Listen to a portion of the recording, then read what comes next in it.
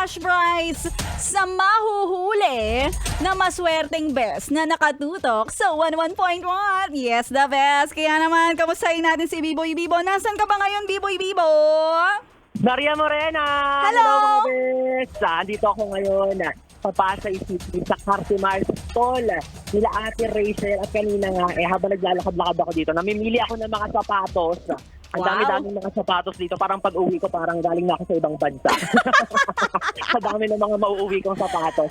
Akala ko, Biboy Bibo, nasa ilalim ka ng ano. A14. Oo, at sa A14, may babaeng nakikinig, nakapula at maikli ang buhok. Si Ate Wow. Rachel.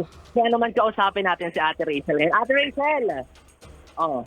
Ate Rachel. 1.1 yes, the best. Hello, Ate Rachel. Huwag kang kabahan.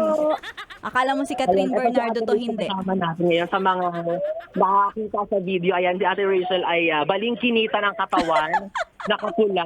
maikli Sino ang kamukha? buhok, Sinong napakaganda. artista ang kamukha? Oo. O Ate Rachel, kanina di ba nakikinig ka sa radyo? Ano yung pinakinggan mo? Yes, yes. Yes, the best. Oh, di ba? Yes! At yung paborito ng DJ?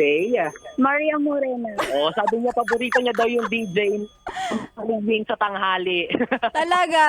Oo, wala namang ibang Babae o haligwing sa lalaki? tanghali kundi ikaw. Tanong mo kung Correct. babae o lalaki si Maria Morena.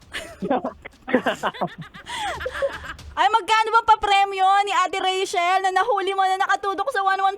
Yes, the best! Eto na nga, igagawad ko na ang papremyo ni Ate Rachel na tumataging na 500 pesos. Wow!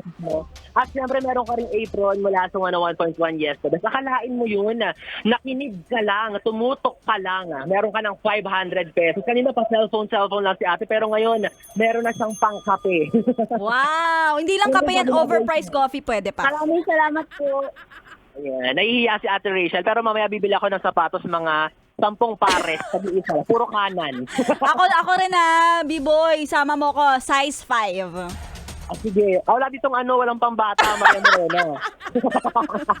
Ay nako, ikaw talaga, kuripot ka. Sige na nga, B-boy. Maraming salamat. Maraming salamat, Maria Morena. At yan, bes, ang ating huli ka, bes. Tuloy-tuloy ang pamimigay ng 101.1 Yes, the best ng 500 pesos sa mga mahuhuli nating maswerteng bes na nakatutok sa 11.1 Yes, the best sa ating huli ka, bes. Tuloy-tuloy nyo lang ang pakikitutok. At bukod sa cash prize, meron pa tayong mga tugtugan na nakakayang and fresh. Kaya tuloy-tuloy lang ang pagtutok sa 11.1 Yes, the best. Hold on.